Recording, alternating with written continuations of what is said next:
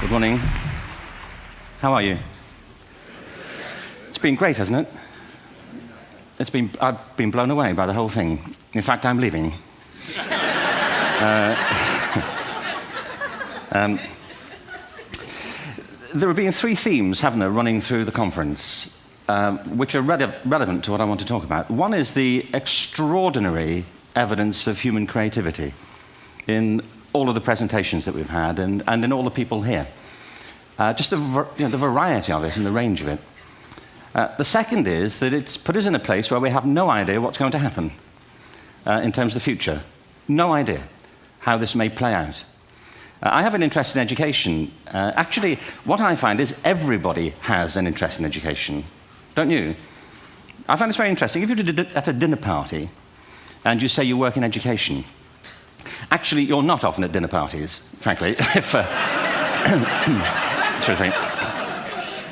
if you work in education, you're not asked, and you're never asked back, curiously. That's I think it strikes me. But if you are, and you say to somebody, they say, what do you do? And you say you work in education, you can see the blood run from their face. They think, oh my God, why me? It's my one night out all week. But if you ask people about their education, they pin you to the wall. Because it's one of those things that goes deep with people. Am I right? Like religion and money and other things. So I have a big interest in education, and I think we all do. We have a huge vested interest in it, partly because it's education that's meant to take us into this future that we can't grasp. If you think of it, children starting school this year will be retiring in 2065. Nobody has a clue, despite all the expertise that's been on parade for the past 4 days, what the world will look like in 5 years' time. And yet we're meant to be educating them for it. So the unpredictability, I think, is extraordinary. And the third part of this is that we've all agreed, nonetheless, on the really extraordinary capacities that children have, their capacities for innovation. I mean, Serena last night was a marvel, wasn't she? Just seeing what she could do. And she's exceptional, but I think she's not, so to speak, exceptional in the whole of childhood. What you have there is a person of extraordinary dedication who found a talent. And my contention is all kids have tremendous talents, and we squander them pretty ruthlessly. So I want to talk about education, and I want to talk about creativity. My contention is that creativity now is as important in education as literacy, and we should treat it with the same status.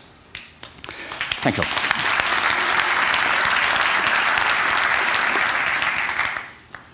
That was it, by the way. Thank you very much.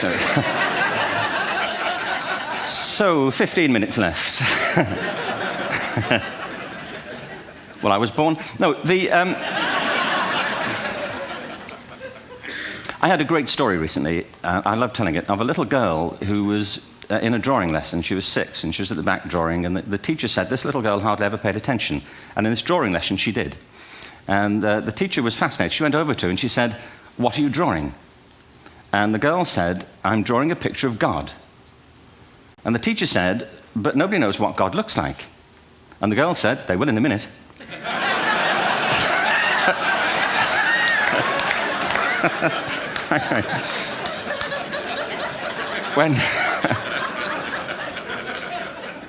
When my son was 4 in England, actually he was 4 everywhere, to be honest. I mean,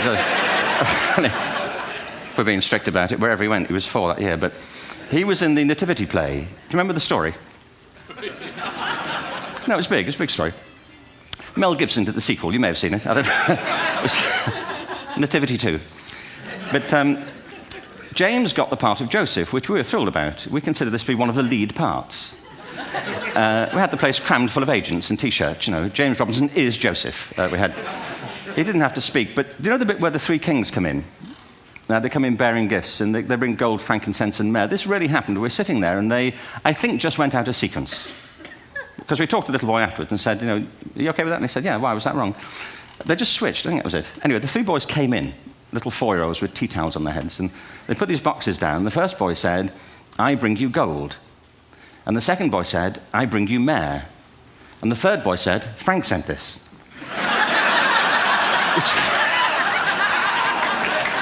That was great.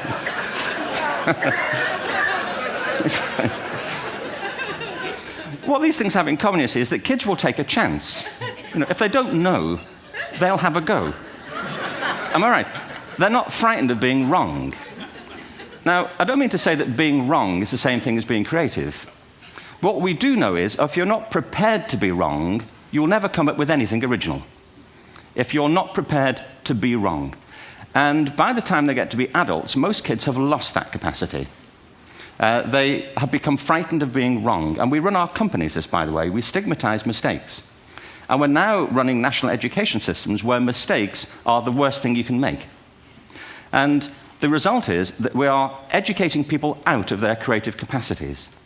Picasso once said this. He said that all children are born artists. The problem is to remain an artist as we grow up. I believe this passionately, that we don't grow into creativity, we grow out of it. Or rather, we get educated out of it. So why is this? I lived in Stratford-on-Avon until about 5 years ago. In fact, we moved from Stratford to Los Angeles. So you can imagine what a seamless transition this was from LA. Actually, we lived in a place called Snitterfield, just outside Stratford, which is where Shakespeare's father was born. Are you struck by a new thought? I was. You don't think of Shakespeare having a father, do you? Do you? Because you don't think of Shakespeare being a child. Do you? Shakespeare being 7. I never thought of it. I mean, he was 7 at some point. He was in somebody's English class, wasn't he? Do you understand? Really? How annoying would that be?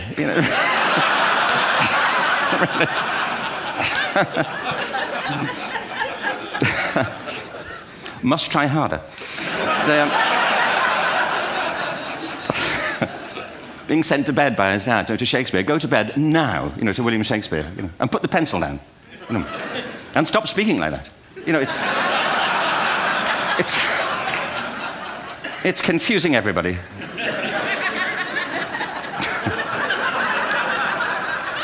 Anyway, we moved from Stratford to Los Angeles, and I just want to say a word about the transition. Actually, my son didn't want to come. I've got 2 kids. He's 21 now, and my daughter's 16. He didn't want to come to Los Angeles. He loved it, but he had a girlfriend in England. This was the love of his life, Sarah. He'd known her for a month. Mind you, they'd had their 4th anniversary, because it's a long time when you're 16. Anyway, he was really upset on the plane. He said, I'll never find another girl like Sarah. And we were rather pleased about that, frankly, because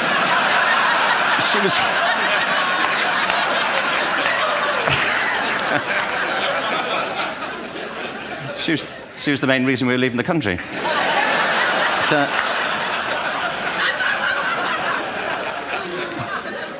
But something strikes you when you move to America and when you travel around the world. Every education system on Earth has the same hierarchy of subjects. Everyone, doesn't matter where you go. You think it would be otherwise, but it isn't. At the top are mathematics and languages, then the humanities, and at the bottom are the arts, everywhere on Earth. And in pretty much every system, too, there's a hierarchy within the arts. Art and music are normally given a higher status in schools than drama and dance. There isn't an education system on the planet that teaches dance every day to children the way we teach them mathematics. Why? Why not? I think this is rather important. I think maths is very important, but so is dance. Children dance all the time if they're allowed to. We all do. We all have bodies, don't we? Did I miss a meeting? I think...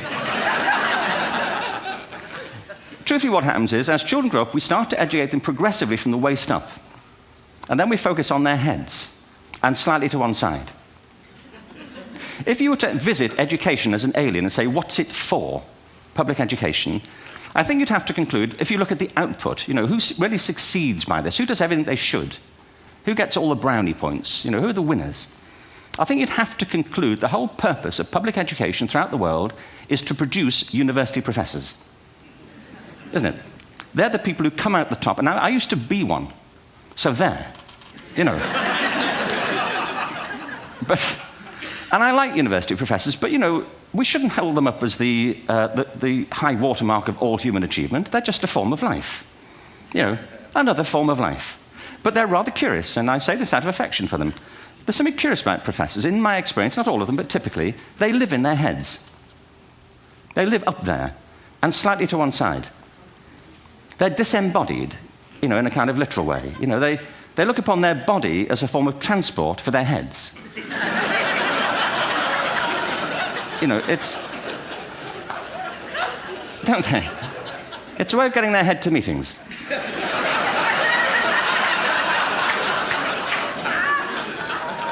If you want real evidence of out-of-body experiences, by the way, get yourself along to a residential conference for senior academics and pop into the discotheque on the final night. And there you will see it. Grown men and women writhing uncontrollably off the beat. Waiting to it ends so they can go home and write a paper about it. Now, our education system is predicated on the idea of academic ability. And there's a reason. The whole system was invented around the world. There were no public systems of education really before the 19th century. They all came into being to meet the needs of industrialism. So the hierarchy is rooted on two ideas. Number one, that the most useful subjects for work are at the top. So you were probably steered benignly away from things at school when you were a kid, things you liked, on the ground you would never get a job doing that. Is that right? Don't do music, you're not going to be a musician. Don't do art, you won't be an artist. Benign advice, now profoundly mistaken. The whole world is engulfed in a revolution. And the second is academic ability, which has really come to dominate our view of intelligence because the universities designed the system in their image. If you think of it, the whole system of public education around the world is a protracted process of university entrance. And the consequence is that many highly talented, brilliant, creative people think they're not, because the thing they were good at school wasn't valued or was actually stigmatized. And I think we can't afford to go on that way. In the next 30 years, according to UNESCO, more people worldwide will be graduating through education than since the beginning of history. More people. And it's the combination of all the things we've talked about, technology and its transformational effect on work, and demography and the huge explosion in population. Suddenly, degrees aren't worth anything. Isn't that true? When I was a student, if you had a degree, you had a job. If you didn't have a job, it's because you didn't want one. And I didn't want one, frankly. So, but now, kids with degrees are often heading home to carry on playing video games because you need an MA, where the previous job required a BA, and now you need a PhD for the other. It's a process of academic inflation, and it indicates the whole structure of education is shifting beneath our feet. We need to radically rethink our view of intelligence. We know three things about intelligence. One, it's diverse. We think about the world in all the ways that we experience it. We think visually, we think in sound, we think kinesthetically, we think in abstract terms, we think in movement. Secondly, intelligence is dynamic. If you look at the interactions of a human brain, as we heard yesterday from a number of presentations, intelligence is wonderfully interactive. The brain isn't divided into compartments. In fact, creativity, which I define as the process of having original ideas that have value, more often than not, comes about through the interaction of different disciplinary ways of seeing things. The brain is intentionally, by the way, there's a shaft of nerves that joins the two halves of the brain called the corpus callosum. It's thicker in women. Following on from Helen yesterday, I think this is probably why women are better at multitasking. Because you are, aren't you? There's a raft of research, but I know it from my personal life. If my wife is cooking a meal at home, which is not often, thankfully, but, you know, if she's doing... No, she's good at some things. But if she's cooking, you know, she's dealing with people on the phone, she's talking to the kids, she's painting the ceiling, you know, she's doing open heart surgery over here. If I'm cooking, the door is shut, the kids are out, the phone's on the hook. If she comes in, I get annoyed. I say, Terry, please, I'm trying to fry an egg in here. You know,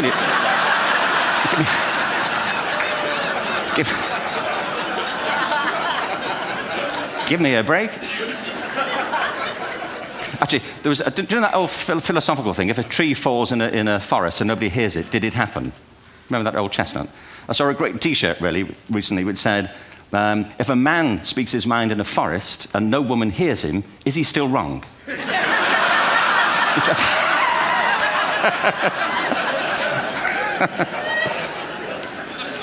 And the third thing about intelligence is it's distinct. I'm doing a new book at the moment called Epiphany, which is based on a series of interviews with people about how they discovered their talent. I'm fascinated by how people got to be there. It's really prompted by a conversation I had with a wonderful woman who most people have never heard of. She's called Jillian Lynn. Have you heard of her? Some have. She's a choreographer, and everybody knows her work. She did Cats and Phantom of the Opera. She's wonderful. I used to be on the board of the Royal Ballet in England, as you can see. And anyway, Jillian and I had lunch one day. I said, how'd you get to be a dancer? And she said it was interesting. When she was at school, she was really hopeless. And the school in the 30s wrote to her parents and said, we think Jillian has a learning disorder. She couldn't concentrate. She was fidgeting. I think now they'd say she had ADHD. Wouldn't you? But this was the 1930s, and ADHD hadn't been invented, at this point. So it wasn't an available condition. People weren't aware they could have that. Anyway, she went to see this specialist. So this oak-panelled room, and she was there with her mother, and she was led and sat on this chair at the end, and she sat on her hands for 20 minutes while this man talked to her mother about all the problems Jillian was having at school. And at the end of it, because she was disturbing people, her homework was always late and so on, little kid of 8, in the end, the doctor went and sat next to Jillian and said, Jillian, I've listened to all these things that your mother's told me. I need to speak to her privately. So he said, wait here, we'll be back. We won't be very long. And they went and left her. But as they went out the room, he turned on the radio that was sitting on his desk. And when they got out the room, he said to her mother, just stand and watch her. And the minute they left the room, she said she was on her feet, moving to the music. And they watched for a few minutes, and he turned to her mother, and he said, Mrs. Lynn, Jillian isn't sick. She's a dancer. Take her to a dance school. I said, what happened? He said, she did. I can't tell you how wonderful it was. We walked in this room, and it was full of people like me. People who couldn't sit still.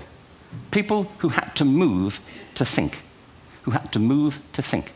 They did ballet, they did tap, they did jazz, they did modern, they did contemporary. She was eventually auditioned for the Royal Ballet School. She became a soloist. She had a wonderful career at the Royal Ballet. She eventually graduated from the Royal Ballet School, found her own company, the Jillian Lynn Dance Company, met Andrew Lloyd Webber. She's been responsible for some of the most successful musical theatre productions in history. She's given pleasure to millions, and she's a multi-millionaire.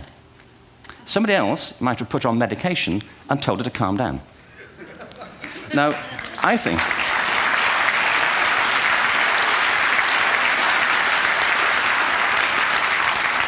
What I think it comes to is this. Al Gore spoke the other night about ecology and the revolution that was triggered by Rachel Carson.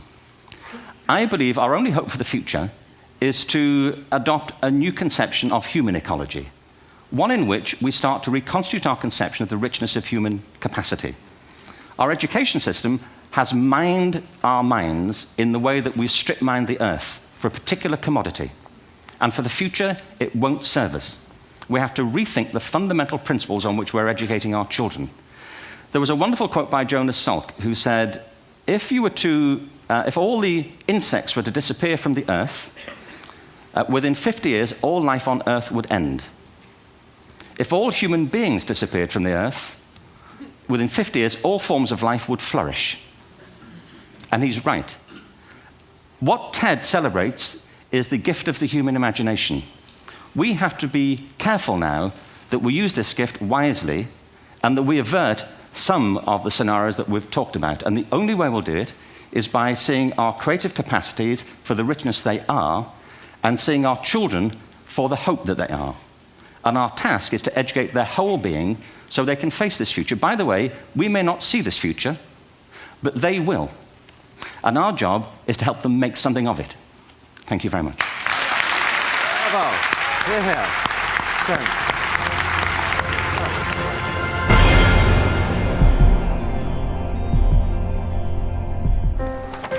What if great ideas weren't cherished?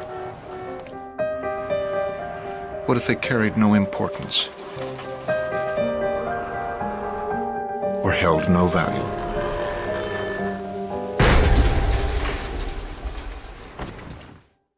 There is a place where artistic vision is protected, where inspired design ideas live on to become ultimate driving machines.